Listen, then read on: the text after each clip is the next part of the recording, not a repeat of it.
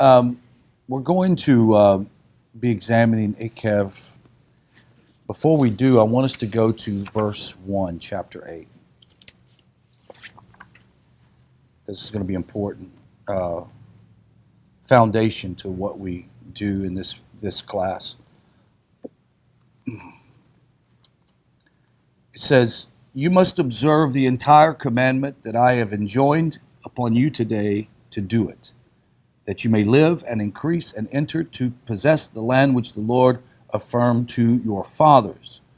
Remember all the ways that the Lord your God has led you in the wilderness for 40 years, that he might humble you and test you to know what was in your hearts, whether you would keep his commandments or not." This verse is the postscript of the beginning, which starts at 7, that we'll go back to in a little bit. But I wanted to deal with this thing about the beginning of this verse presents a linguistic difficulty. And this linguistic difficulty says, kol hamitzvah, not kol hamitzvot. It's a singular. Now, with that being said, many of us could probably sort of presuppose and go, well, it's because many times vast numbers are mentioned as a singularity. For example, Israel is mentioned as echad, one, as my son, not my sons, not my daughters. The question is why? Could it be that the whole commandment is supposed to be each part of each of the commandments? Well, these are part of the discussion, part of the things that I'm going to present here, and then no, you're right. But there are different views of this. Yes. Because Jews are supposed to keep the entire Torah. That's another part of the view. This is another part of the view. So when I looked at this, I was surprised that there was actually differences of view on this particular text, which in a philosophical term, we're going to see that probably there's not much difference in the ideas. Judaism often has sort of juxtaposed positions, and then when you come together, you realize, well, it's kind of a part of both. So let's look at this. Rashi begins his commentary, and if you have your Rashi, a Chumash, you might see this reflected. It simply says, read according to simple sense, right? Read to simple sense. Well, the problem is, this doesn't help us much. It just really doesn't help us. Other commentators, such as Ebenezer and Nachmanides, do not elaborate on the linguistic difficulty, but simply assume that the verse refers to the commandments in their totality, as you said. However, some commentators relate with great gravity to what appears to be a linguistic anomaly. This rarely happens in the text, according to something like this, in the verse. And the linguistic challenge leads them to various conclusions on an ideological level. Number one, all the commandment. The expressions of value of Torah commandments taken as a whole. Let's look at this for a moment. Rabbi Isaac Arbanel asserts that the expression kol ha-mitzvah refers to all the positive and negative precepts. We kind of figured that one out, right? According to him, this is a consensus among the exegetics and also to interpretation. Thus, the question arises, why does it say commandment in singular if the intention was to observe all of the commandments? Arbanel answers that the singular here is used to express the unity of Torah, which I like the idea. In the same way that the unity of Hashem, often when we see Elohim, we understand that there is a unity of Hashem and Elohim, right? The commandments of Torah represents a body of subjects that complement each other. Just as the limbs and organs of a body comes together, so does the different components of the Torah come together to be one. Now, other expressions of supremacy of oneness includes the fact that the chosen people in singular and of course the concept of absolute oneness of God. So I mentioned this in the beginning. God refers to Israel as his son, singular. And we see also the oneness of God. Maybe the reason why is that the Torah, the trifecta of the people, God and Torah, has a singularity. There's a oneness about all three of them. Very important. Thus, the aim of the verse is to present the commandments of the Torah as a single unit, indicating its unity like the Supreme One who gives commandments, showing the likeness between Torah and the divine source. You get it? There's one source who's Echad, who's one, who's pure unity, and the Torah is pure unity. Now, the Arbanel's line in interpretation is further perused by a Rabbi Chaim ben Attar in his commentary, or Chaim, where he adds the important dimensions related to human nature. In his view, people are easily led astray from worshiping the Lord. A person who keeps some of the commandments of the Torah are not likely to keep others, be it out of pure laziness or a pure sense of spiritual satisfaction and keeping of the commandments, which that person is careful to uphold. He notes that in his day, disregard for lesser commandments had spread wildly within the Torah scholastic community, meaning they upheld most of the Torah laws, but there were some of the smaller ones that they just kind of, they just went to the wayside. The idea of all the commandments is said on account of this type of person to emphasize that the commandments comprise a single body to avoid the mistaken notion that one can make do with observing commandments halfway or a third or the quarter. He adds the further development, Arbanel's metaphor of a body, claiming that as one body is one, so is the Torah. So if an organ of a body is doing badly, so is the whole body, right?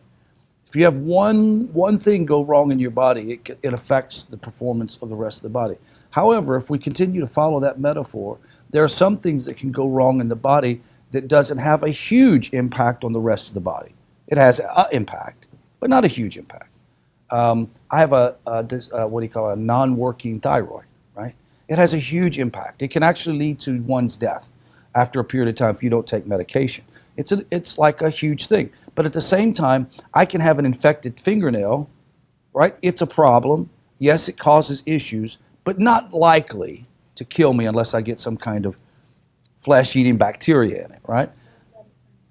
It'll let it turn to gangrene, exactly. So the point is, if we're going to follow that line, then there's some ideas here that, maybe there's some commandments that get ignored, but they're very important. There's not a lesser commandment, correct? All commandments are equally as important as the other. That's the reason why we don't see, reward attached to commandments. We only see punishment as to not following the commandments. Why do you think there's no reward, a gradation of a reward in commandments? We would automatically attach value to the reward, and it's possible that the rewards that we think have greater value are probably of lesser value than others. But if you keep the Sabbath, then the bottom part of it is that your fields and there'll be rain, it'll be Absolutely. crops and everything like that. There is kind of a reward attached Right. to keeping the Sabbath. It's a reward for honoring your parents that your days should be long, Right. be lengthened.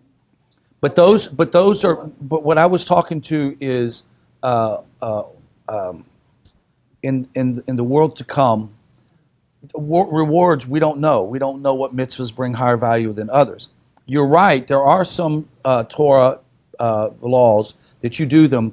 There is specific reward that's given to a long life, et cetera, et cetera. Now, the idea of all the commandments expressing the value of an individual commandment. When it says all the commandment, the Rabbi Shalom Ephraim Lunshitz proposes another approach on the linguistic difficulties posed in the verse at hand. According to him, when the Torah says all the commandment, it does not intend to convey a message relating to the generality of the commandments, but refers to a single isolated commandment. Now we have somebody totally opposite. Yes. That's just what I said, the whole commandment. Right. You said the whole commandment, and that was the first position. Now here's the second one. The second one was, no, it's not the whole. It's something very specific. He does not intend to convey a message related to the generality of commandments, but refers to a single isolated commandment, plain and simple. Not to any specific commandment, but rather to each one of the commandments. You see? Right. You get it. Now that makes sense too, Right? The other made sense, but this even makes more sense. So God says, pay attention to the commandment, meaning every commandment is as important as the other. There isn't one greater than the totality of them. Yes, that's good. We can talk about the oneness. I agree with the oneness of the commandments. But at the same time, we see this, it really makes sense now. He says, Like, there's only one commandment that says several things. true. But for example, if you, as a young man, tell your mom, I do everything that you tell me to do, but the one thing you don't do is pick up your shoes when you come into the house and put them in that special place. Could you say you do everything that your mom tells you to do? No. But your mom would say picking your shoes is just as important as brushing your teeth, right? So that's really an important thing to remember. This verse indicates the great value of the individual and for the world as a whole upholding a single commandment. Deuteronomy 5:30 says this. Commandment is said in the singular to convey that even observing a single commandment properly is so that you may live. That's the whole point. Let's put this in sort of a philosophical term, and then we'll go back to the beginning of the text. These opposing interpretive trends apparently reflect the difference of opinion among the Sanhedrin. It's listed in Sanhedrin 111a. Says, assuredly, Sheol is open wide, its gelut is gulet is parted, its jaws in a measureless gap, Isaiah 5:14. Resh Lakish said it means for him who lives alone, undone, even a single statute. Robert Yonatan said to him, it is not pleasing to the Holy One, blessed be he, that you just say, rather say, who has not studied even a single statute. So the idea of omitting a single commandment flagrantly is absolutely not what we're talking about. It's not saying as long as we get the majority of them, we're fine, right? But the idea is that every commandment is important. Now, let's point this out, and because this is really important to understand. What about a person who has limitations? A person has limitations. Right. So if a person has disabilities, psychiatric disability, I mean, we can go through the whole list. There's a lot of limitations that a person can have that would keep them from fulfilling every commandment. Right? For example, I'm a man, I cannot fulfill a single commandment that a woman is supposed to fulfill, nor a Kohen Gadol, right? Or a Kohen. Or a Levi, etc. Right, or a farmer. Or the king. For those commandments were there for the common Israelite. Correct. Because they were specific to who's going to perform it. So, on the other hand, it says don't put a stumbling block before the blind.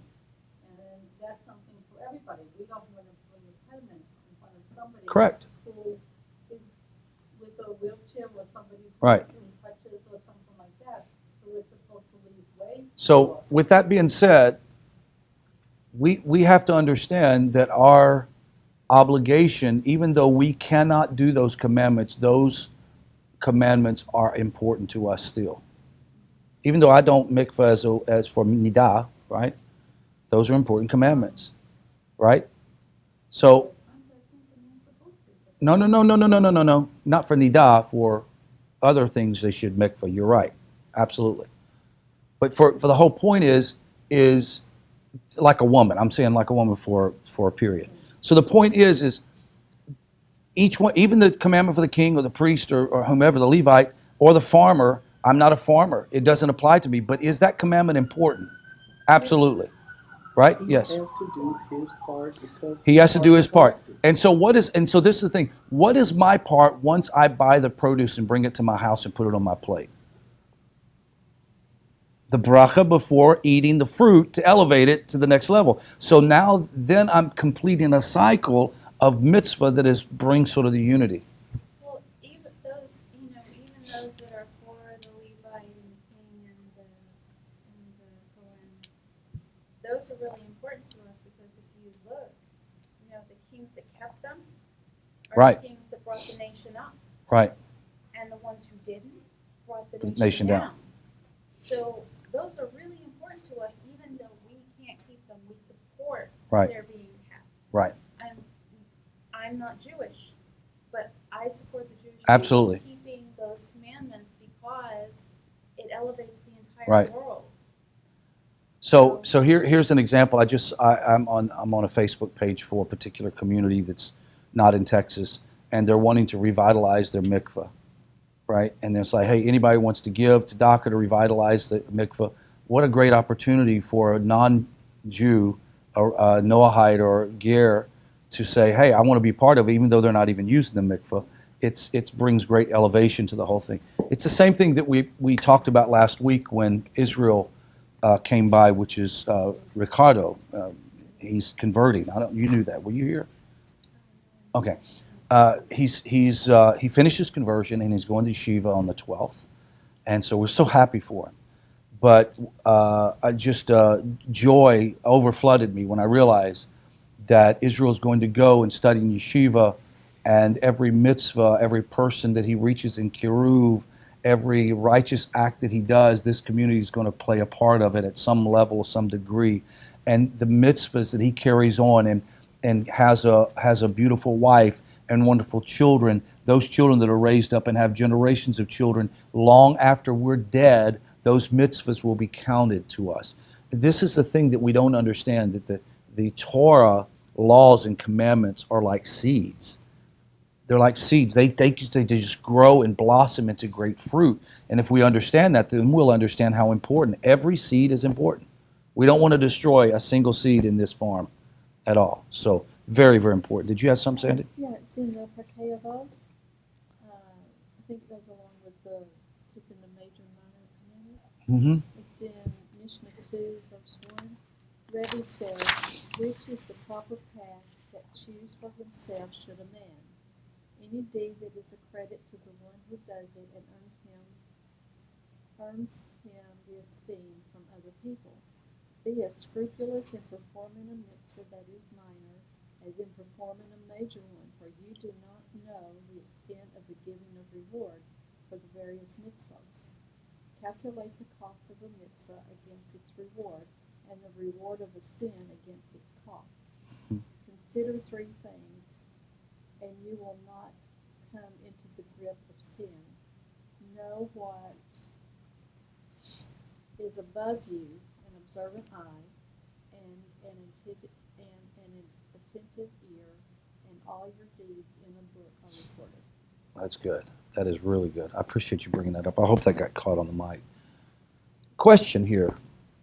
Can human perfection be achieved only by observing all the commandments of the Torah or by observing some of them? And I guess it really depends on what you're defining human perfection, okay? I was having this conversation. Well, go ahead. Sorry. We're not Jewish, so the Getting ready to say that. You're just perfect right on time. So the point is, it depends on who the human is, whether it's Jew or not Jew, right? So hold on. Follow me. If you were High Kohen Gadol, you couldn't get away with doing part of the commandments. There's no way. Huh? Just part of, just ignoring a lot of them and do some of them.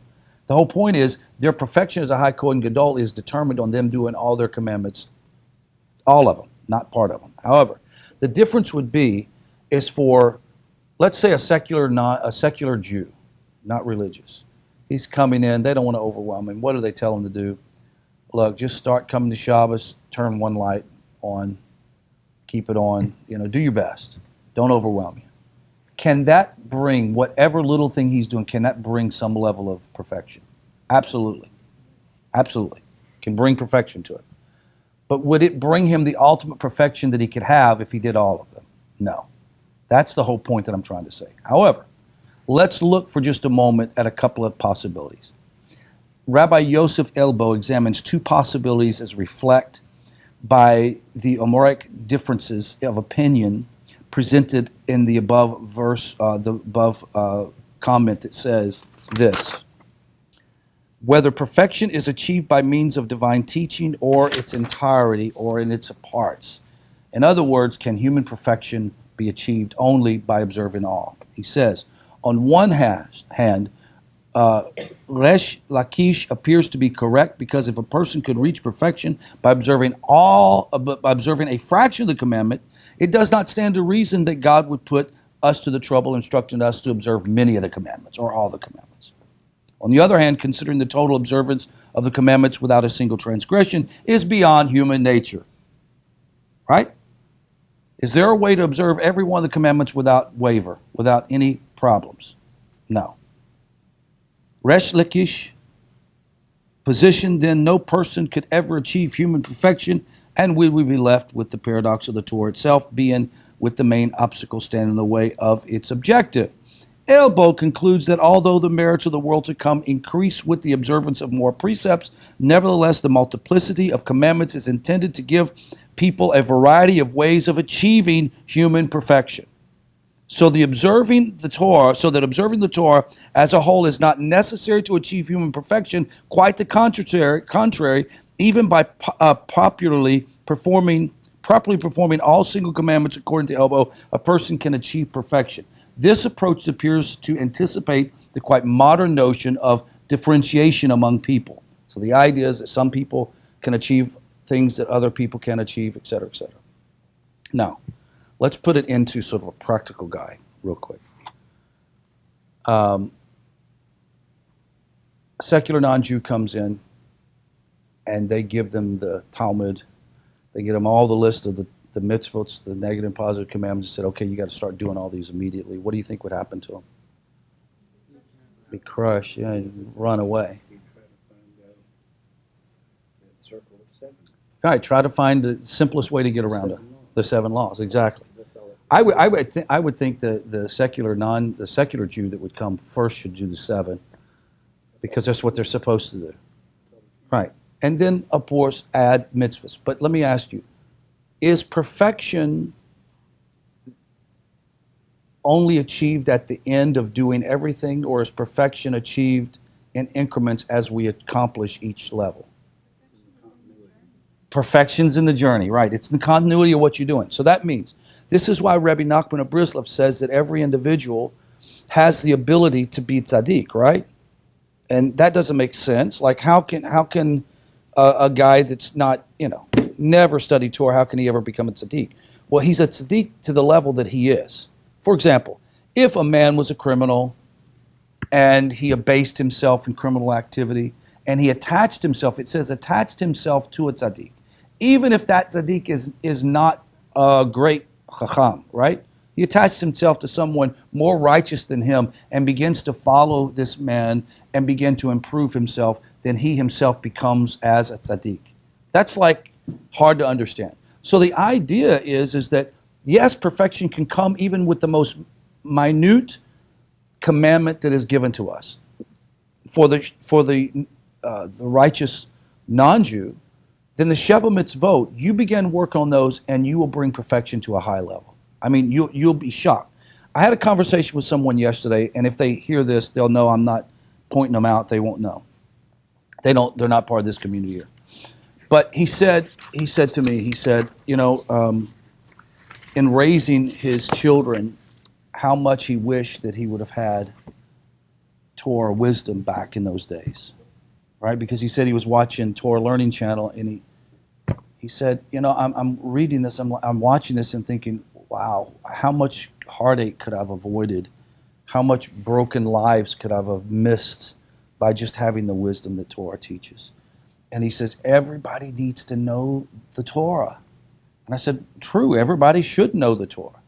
Why? Because in itself is the elixir of perfection and purity. And that any person that would take time to study it, even if they're not even Jewish, take time to study it and to do whatever they can to improve themselves can bring perfection. But juxtaposed to that, we cannot say, oh, well, if you're a Jew, let's say that you're a Jew, and you can ignore all the commandments that you're supposed to do except for a few and live a perfected life. You can't do it. For example, a person that is called to be a righteous non-Jew, a Noahide, a ger, who takes a Sheva mitzvot but ignores the eating of the blood and worshiping idols, is he really fulfilling the commandments? No. See, that's the whole point. Is he bringing some level of perfection? Okay, yeah, we'll give him a shot. He's improving some things. But the point is, if you don't do them all, then you're considered an idolater. If you're doing idolatry, practice worship other gods, shituv, you're considered an idolater. Doesn't matter. Can you bring some level of perfection in what you're doing by doing the others? Yeah. But you're still an idolater. So the point is, the law is very important. Now we go back to chapter 7, the beginning, verse 12.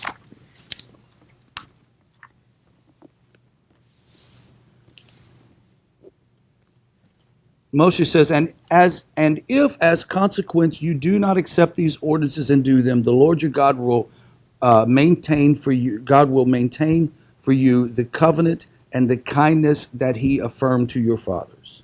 He will love you and bless you and multiply you. He will bless the offspring of your womb and the product of your soil, your new grain, your wine, your oil, your calves, your herd. So all of these tremendous blessings that come to them from doing the right thing.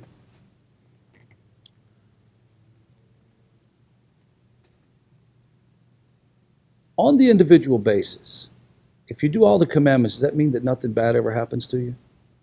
No. I wish. That would be nice. But I'm going to tell you what, the road does get easier because you're able to deal with the bad. You're able to deal with the When you difficulty. make better choices, you don't go down roads that are going to lead you to bad Right. things. So what happens is your road becomes smoother because you're making better choices. You're doing the right thing. So he talks about you will be blessed more than all of the people. There will be more no sterile male or female among you or among your livestock. So that means men and women, nobody will have no ability to give birth. That's incredible. The Lord will remove from you all sickness, and He will not bring upon you any of the pestilence of Egypt, of which you know, but will inflict them upon your enemies. You should destroy all the people that the Lord your God delivers to you. Your eyes should have no pity on them, and you should not worship their idols, for that would be a snare to you. Perhaps you will say in your heart, these nations are more numerous than we are. How can we dispossess them? You need to have no fear. You have but to remember that the Lord your God did to Pharaoh and the Egyptians the great miracles that you saw with your own eyes, and the signs and wonders and mighty hand and the uplifted arm, by which the Lord God liberated you. This is what the Lord God will do to all the people you now fear.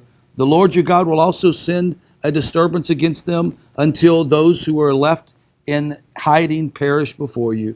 You will not break before them, for the Lord your God, the Shekinah, the divine presence, is in midst a great and fearful God. The Lord your God will cast out these people before you little by little.